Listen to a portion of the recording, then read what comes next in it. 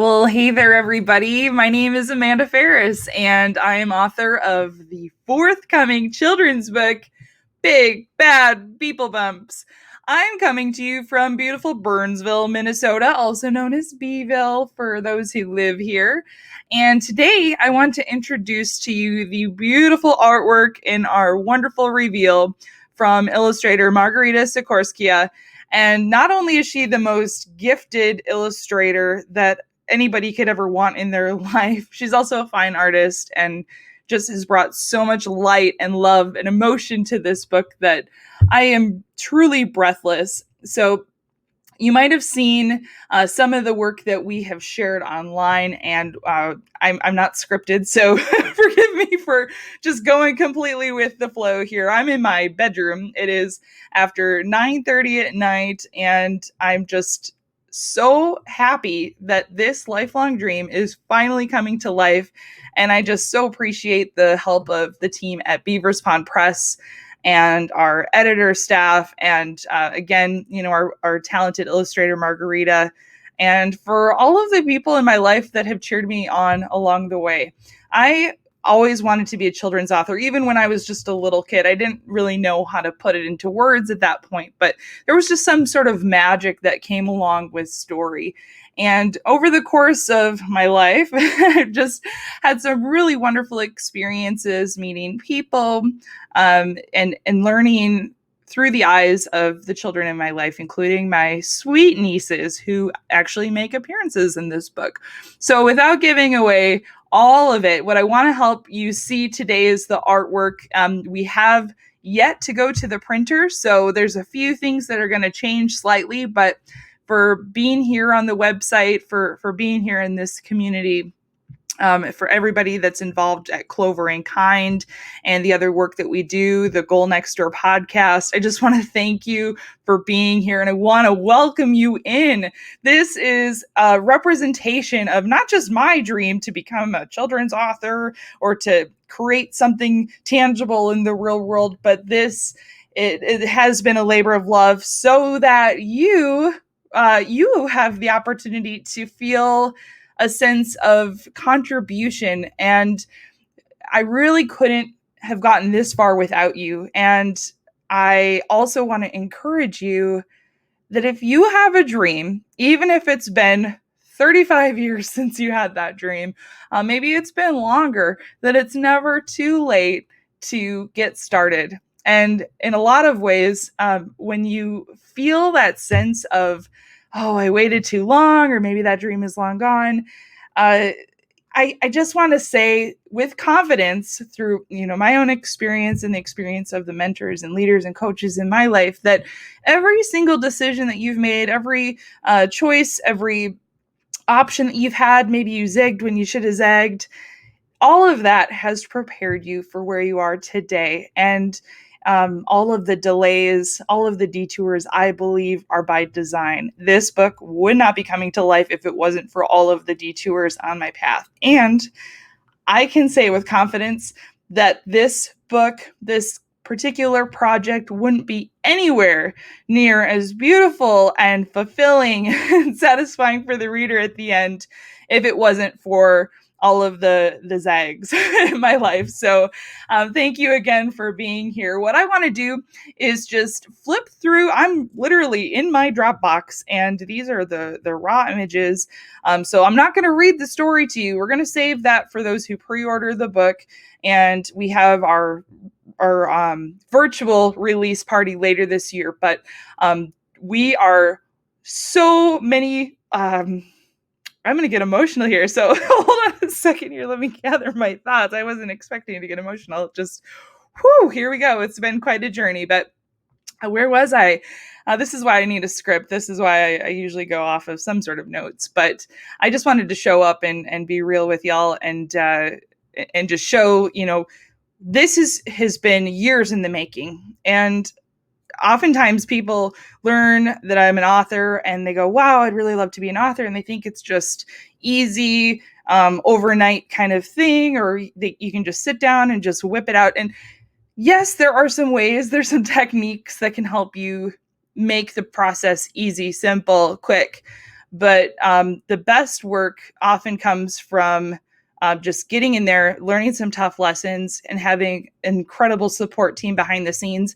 And they're the ones that make it look good. They're the ones who create this professional project. I am literally the little guy when it comes to this particular project, especially, but I'm just really honored to be able to share this experience with the team at Beaver's Pond Press and Margarita, and I'm just so grateful. But if you do have a dream to become an author, I highly recommend that you join me over on the YouTube channel. So that you can join me on my author's journey, and we can help shave off some of the time, the frustration, the cost when it comes to your dream to become an author. And I'd love to help you in that dream, because if you're willing to show up, take the action, make mistakes, keep learning, keep persevering, then there's no reason why you can't have that dream as well. But I'm hoping that through my journey that you feel inspired in your own way, and you can say, okay, this is what I want to start, and I'm not going to make those mistakes. I'm going to learn from her and do something different, or at least help guide you in the right steps so that you can turn your dream into reality, even if it's not becoming an author, but just have the confidence that you can start and not know what the answers are. They will show up along the way, especially if you're willing to put the work in. So without further ado, I'm just going to flip through some of the artwork, and in the next few weeks, we will be finalizing our layout and heading to the printer so that by the late summer, early fall, we will have Big Bad Beeple Bumps in hand. So here is an image of Jocelyn, our protagonist, and she's actually named after my niece Jocelyn. So I just want to point that out. And you'll see a little dog here that's in memory of my dog Angel. And so I love what Margarita has done here. Like throughout the entire story, she has captured Angel's personality so well in the images. And I just want to point out as well all of the different colors that she uses and how it just brings out this beautiful mood from, and there's such a huge transition. It's dynamic from the beginning of the story into the end. It's a different kind of feel. So, getting excited, throwing my mic around. So, Margarita has just done an exceptional job, and it's like she saw inside of my soul when I was explaining to her, where we wanted to take this story. And I waited for Margarita to be able to be on this project. We had other interested, very talented illustrators that were willing to do the job and sooner, but it had to be Margarita. So this is one of my favorites out of all of the artwork that she's produced for us. And I hope that I can find a way to get this in enlarged like canvas or something. So this is a 2-page spread, like many of the images that you'll see. So that line right down the middle just represents what they call the gutter. And there's a lot of jokes that can be said there, but I'm really excited that this shows motion, it shows mood, it shows a little bit of tension, and it starts to create that buildup for the story here. So I can't believe this is even coming to life. There's Angel and the beautiful honeybees. Something that was really important to me in this book, because we have animals and we have parts of nature and insects, I wanted to make sure that there was an anatomically correct bee in this story. Not just for the sake of the detail in the artwork, but there's so many children's books that are very cartoony, and there's nothing wrong with that. But I wanted to make sure that those who invested in this book, either for their own children or children in their lives, or as a gift, that this is a book that could create learning opportunities as the child grows. And that it's not just about the storyline, but the pictures would also spur that imagination so that they would be interested in learning more about bees or agriculture or interpersonal relationships, so that whether this child that's listening to the bee time story, the bedtime story, at 4 years old, they can still get something out of it when they're 7, 8, 9, maybe reading it to younger siblings or cousins or whatever the case may be. So, no pun intended. So here's Jocelyn again, and I love the close-up, the translucent wings on the bee, and I just appreciate the intricate details of the bee especially, but just going back, there's so many bee species, and I will include more statistics in the we're going to have a companion guide for this book so that will offer language translations for non-English speaking readers, as well as some discussion questions to help guide that little one through the process, not only about the story and as we talk about empathy and mindfulness and the bees themselves, but they can start to become inquisitive, and when they're out and about and outside of the four walls or outside of the book, that they can go into a nature walk or their learning environment at school or wherever they might be in the world and just look at things with that natural curiosity that we just love in children. It's so pure. Okay, so I absolutely love this image as well. There's so many elements that pop out, and there's just this sort of magic that comes alive of we're talking about exploration, and Jocelyn's on this journey. She's learning about the bees, but she's learning about herself, and she's learning about how she can contribute to the world, and how even though the bees aren't telling her this, and her uncle isn't telling her this, she's able to explore and discover these truths on her own. And we learn so much better when it's something that we stumble upon instead of somebody just telling us. So this is a really pivotal moment where all of the story starts to come to life for her.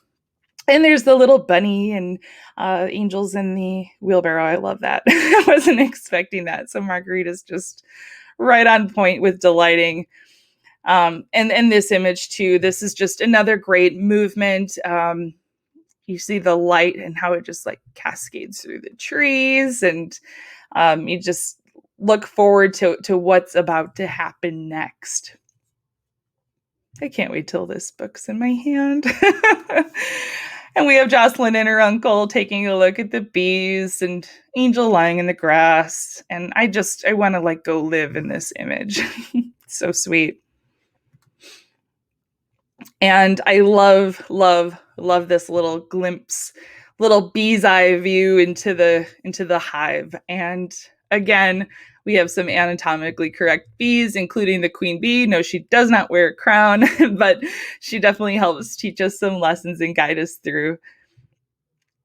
And then, of course, we have Angel and Jocelyn again. So, I'm getting so excited, and I can't believe how emotional I am. I wasn't expecting this, but I think this is one of the first images that Margarita sent to us and the team at Beaver's Pond Press, and I just had no words. It was just, I mean, that's a lot for me. Like, I always have something to say. So to be speechless, I love all of the elements and how she captures the mood. It just draws you in. I just imagine, bedtime and snuggling up, and you're surrounded in your pillows and your blankets, and really just pleading with the little one to go to sleep, and how, for their eyes, for their size, with the size of this book, they really will be transported into this story just with the size of the book and their little hands. And we have an accurate depiction of harvesting the honey manually, which is nice. Puts me in the mood to have a little honey myself. And this is a nice treat. And I'm not going to show you any more pictures after this. This is getting close to the end of the story, but off in the distance, you see two little girls. On the right is Brielle, and on the left is Ziva, also two of my nieces. So be excited, be engaged, because some of these images will change, like I said, but I'm really pleased to be able to share the progress of the team so far, but mainly just put a spotlight on Margarita, and just so appreciative. She, a little behind the scenes story. So when she started to do the character study on Big Bad Beeple Bumps, I had never gone through a character study for a children's book before. And one of the parting statements that she made before she went off to go sketch it out was, she's like, okay, I'm going to go become the characters for a little while. So you probably won't hear from me, and then we'll have something for you. And I'd never heard that before, but I thought that was just really beautiful. And not just as a turn of a phrase, but how often in life when we have a job or we're working, we're just kind of doing it and going through the motions. But to have this really creative, in the moment, passionate, talented woman tell me that she's going to go become the characters that we've created, it's just like, whoa. I mean, what would happen if I became the task in my other work? How much further? What would the result be? What would the impact? And you can definitely feel it. You can feel that she has really taken the time to get into this space and really envisage what the reader will experience on their own journey and how they're going to identify with some of these characters themselves. So I just want to say thank you so much again to Margarita and Beaver's Pond Press. And I want to thank you for being a part of this journey with me. I really feel like this isn't my story, and it never was. It's really your story, and it's Jocelyn's story, and it's Brielle's and Ziva's, and just it's for the world now. So as this takes flight, I'm just so appreciative of those who can pre-order the book. We'll have some more news to come in the coming months. So if you haven't already, make sure you pop over to Big Bad Beeple Bumps and pre-order a copy for yourself, get it for your friends. And we have some specials for pre-ordering there.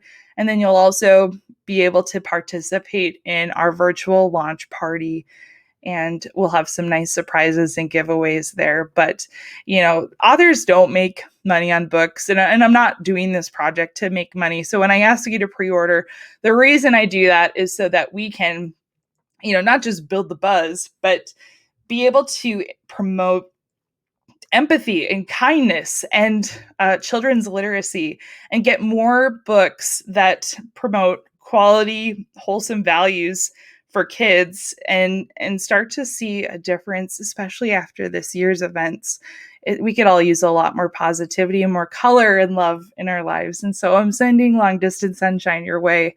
Thank you so much again for being here with me. And I really look forward to seeing you, whether it's on My Author's Journey at Clover and Kind or the Goal Next Door podcast. Just happy that there are like-minded people who want to make a difference in small ways and big ways and everything in between. So thank you so much, and take care. Stay safe. Lots of love your way. Bye for now.